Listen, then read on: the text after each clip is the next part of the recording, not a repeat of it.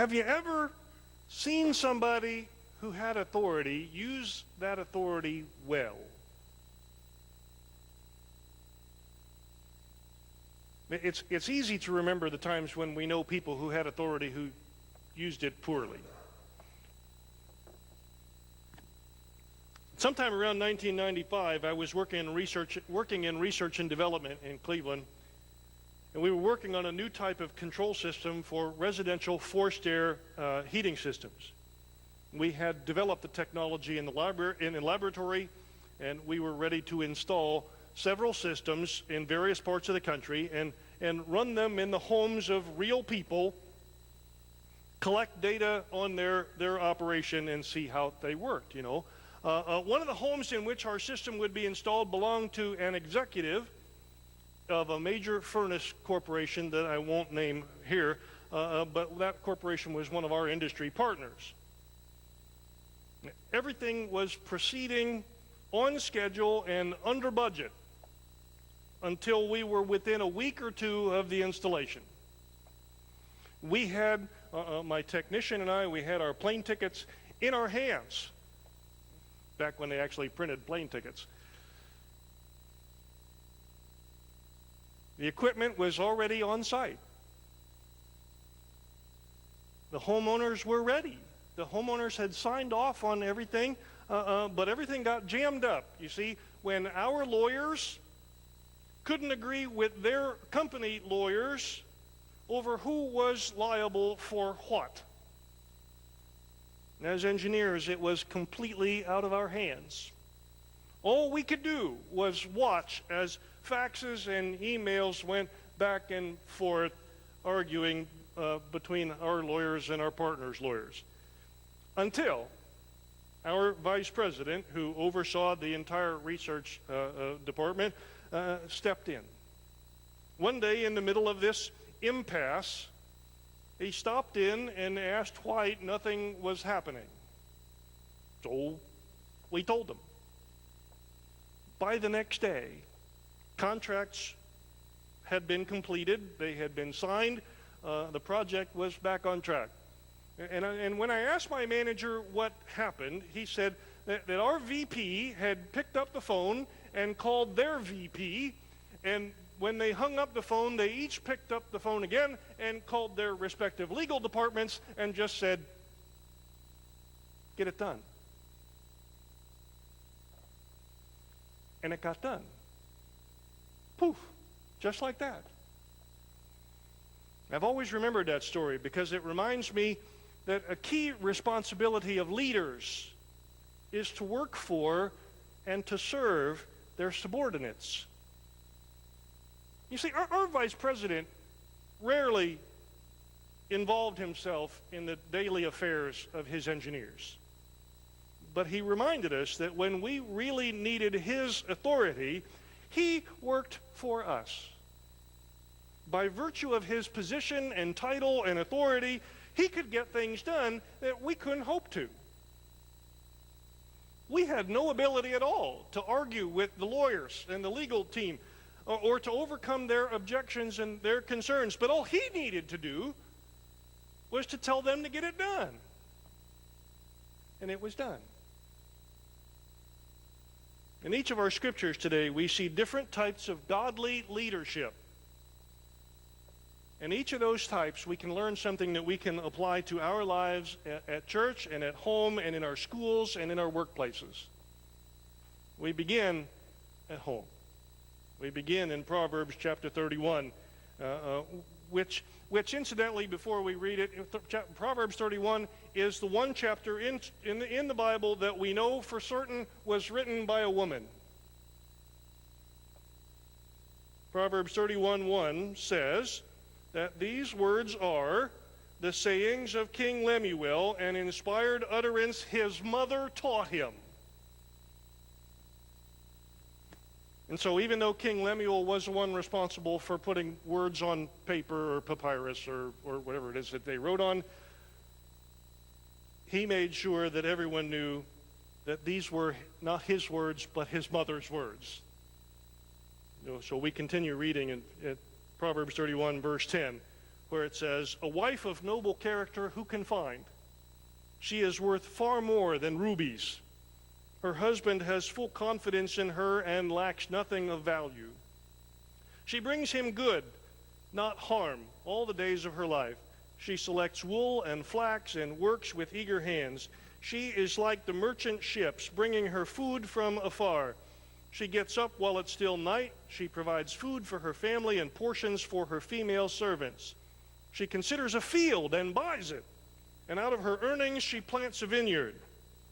She sets about her work vigorously. Her arms are strong for her tasks. She sees that her trading is profitable, and her lamp does not go out at night. In her hand she holds the distaff and grasps the spindle with her fingers." Those words may seem alien to you, but if you know anybody who spins wool, ask them. They'll explain that.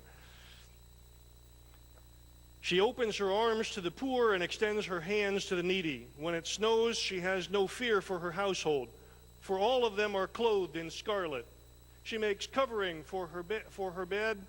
She is clothed in fine linen and purple. Her husband is respected at the city gate, where he takes his seat among the elders of the land. She makes linen garments and sells them, and supplies the merchants with sashes. She is clothed with strength and dignity. She can laugh at the days to come. She speaks with wisdom. Faithful instruction is on her tongue. She watches over the affairs of her household and does not eat the bread of idleness. Her children arise and call her blessed. Her husband also, and he praises her. Many women," this is a quote from her husband, "many women do noble things, but you surpass them all. Charm is deceptive. Beauty is fleeting, but a woman who fears the Lord is to be praised. Honor her for all that her hands have done, and let her works bring her praise at the city gate." Now, it's fair to remember that this passage is sometimes criticized as a description of the expectations placed upon women, and it's not at all, doesn't meet the approval of some of our liberationists. I don't see it that way, though. I don't see a male chauvinistic thing in here. It does reflect the culture in which it comes, from which it comes. There we go. But I find instead that this describes a woman of strong character. A woman who is, as much as possible in the culture in which she lives, a full and dedicated partner with her spouse in the life of her family and in building a life together. She is, without question, a leader in her community who dedicates her time and her effort to lifting up her family, to lifting up her household, to the poor, and the entire community. She's invested in the community and the people in which she lives. She and her husband act as a team. Their efforts together build the respect in the community of both of them. And although her husband must have some sort of employment, she seems to earn just as much for her family and provides for them in ways that he cannot. Neither of the members of this partnership would do as well without the other. She is able to do what she does because of him, and he is able to do what he does because of her. And each would be severely handicapped without the other. Because of her hard work, because of her leadership, because of her compassion for others, she is honored and praised by her family and by the leaders of her community. And I would argue she is as much an integral part of the community, as much a leader as her husband is. But what is it about this woman that makes her good and honorable? Is it just because she works hard? And what can we learn from what we read here? How can we apply that to our lives? And for that, I want to skip to James chapter 3. In James chapter 3, we hear this explanation. James says, "Who is wise and understanding among you? Let them show it.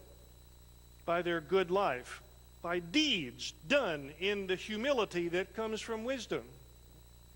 But if you harbor bitter envy and selfish ambition in your hearts, do not boast about it or deny the truth. Such wisdom does not come down from heaven, but is earthly, unspiritual, demonic. For where you have envy and selfish ambition, there you find disorder and every evil practice. But the wisdom that comes down from heaven is first of all pure, then peace-loving, considerate, submissive, full of mercy and good fruit, impartial and sincere. Peacemakers who sow in peace reap a harvest of righteousness. Now, after hearing the Proverbs 31 woman, does James's description not ring true of everything you heard about her? James says, what causes fights and quarrels among you? Don't they come from your desires that battle within you?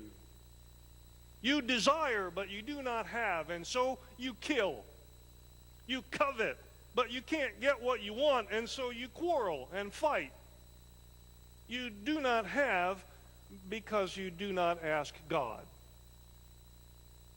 And when you ask, you do not receive because you ask with the wrong motives, that you may spend what you get on your pleasures. Submit yourselves then to God. Resist the devil, and he will flee from you. Come near to God, and he will come near to you. Wash your hands, you sinners, and purify your hearts, you double-minded. James simply says that character matters. If you are wise and understanding, prove it, he says. If you're smart, then your life will show the world that you're smart.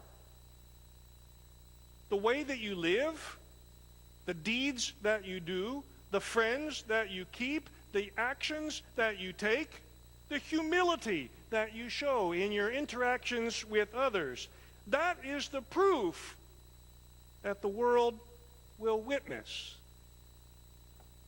At the same time, bitter envy and selfish ambition is proof that you are earthly, unspiritual, and even demonic, because envy and selfish ambition are not the proof of wisdom, but the hallmarks of disorder and evil.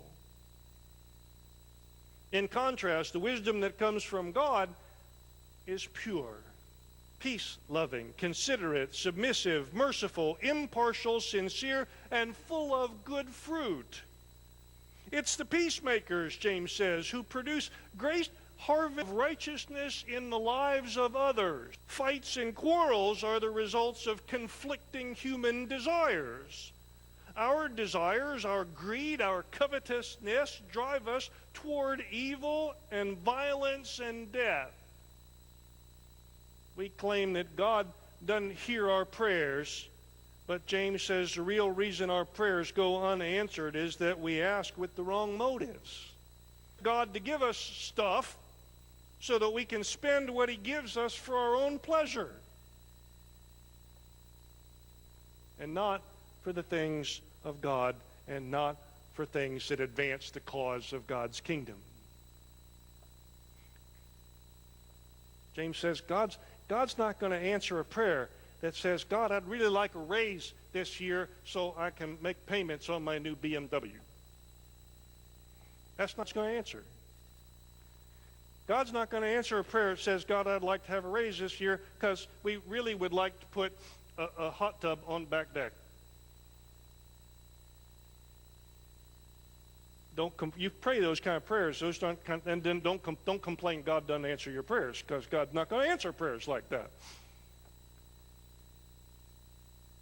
James's recipe for success is to submit to God. Men and women both must submit to God. We must resist the devil and resist evil and come to God, and only then will God. We must purify ourselves. Our motives must be pure so that we are not double-minded. See what he's getting at? We can't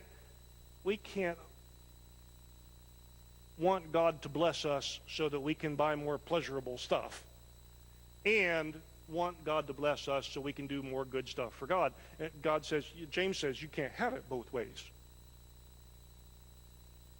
We can't what we want. We can't pray that God would bless his ministry and grow his church and use his blessings for our pleasure. Now, I admit this is difficult stuff. James is, if we do a whole study of James is ruthless. And his teaching pierces the hearts of the best among us. But his message is clear. A pure heart is a heart that's dedicated to God alone. So what does any of this have to do with leadership? How does a heart that's dedicated to God look to the outside world? How does that look to the church or look to our family? And for that we turn to Mark chapter 9. And we hear the answer from Jesus. Pardon me. Mark chapter 9, verse 30.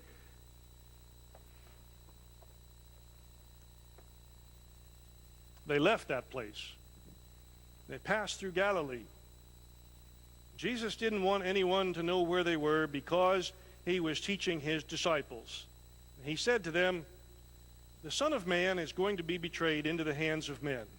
They will kill him, and after 3 days he will rise." But they didn't understand what he meant, and they were afraid to ask him about it. They came to Capernaum. When he was in the house, he asked them, "So what is it that you were arguing about on the road?" But they kept quiet because on the way they had argued about who among them was the greatest. Sitting down, Jesus called the 12, because see, Jesus already knew the answer to the question before he asked it. He said, "If anyone wants to be the first, he must be the very last and the servant of all." He took a little child, had him stand among them. Taking him in his arms, he said to them, "Whoever welcomes one of these little children in my name welcomes me. And whoever welcomes me does not welcome me, but the one who sent me." You get that? If you're the president of a foreign country and the ambassador of the United States asks for an audience, the guy you're talking to is not the ambassador of the United States. He's the president of the United States, really, because he represents all of us. And that's what Jesus says. When you do something good in the name of Jesus, you're not doing it for Jesus. You're doing it for the guy who sent Jesus.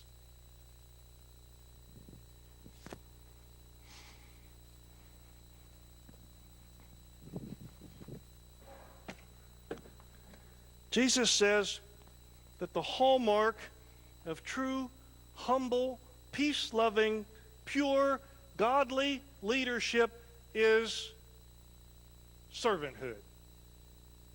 Leaders are called to be servants first and tyrants last. Now, which is to say, occasionally leaders need to be tyrants.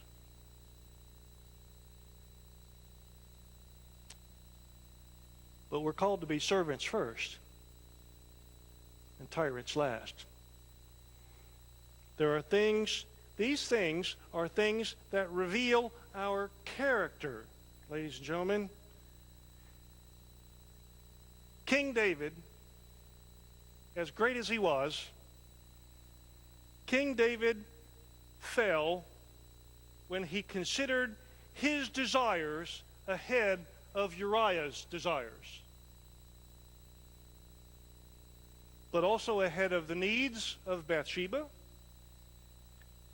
and the needs of his nation and the will of God. David decided that what he wanted was more important than all those things. The illustration and visual aid that Jesus uses is the welcoming of little children. With just a few words, this speaks volumes about our leadership. Jesus says that leaders do good even for those who can do nothing in return. That's about as far from I'll scratch your back, if you scratch my back, that's about as far from that kind of idea as you can get. Instead, what Jesus is saying with that little kid is that I'll scratch your back even if you don't have arms. This says that leaders help others not because they expect something in return, but simply because they can. The vice president of research had some, but not much. The vice president of research had little to gain by helping us in the engineering department break the log jam on our project. But with one phone call, he did what several engineers and 2 or 3 managers couldn't get done in weeks. It took him all of, 5 minutes for 2 phone calls. As far as I know, he wasn't a particularly godly man, but I have always remembered that example of his leadership. This is why character matters. Real leaders aren't just leaders. Real leaders, godly leaders, must be servants at heart. As leaders, our personal desires have to take a back seat to the needs of those whom we lead and serve. Our priority must always be the mission, but also the care of those under our authority. We saw that in each of the examples we read today. Our priority must be the care of those under our authority, whether or not they like us, whether or not we like them, whether or not they can, whether or not they can do something for us. I don't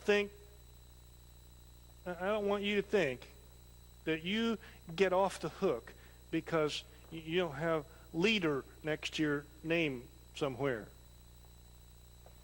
All of us, in one way or another, are leaders. Or at the very least, we are training for leadership.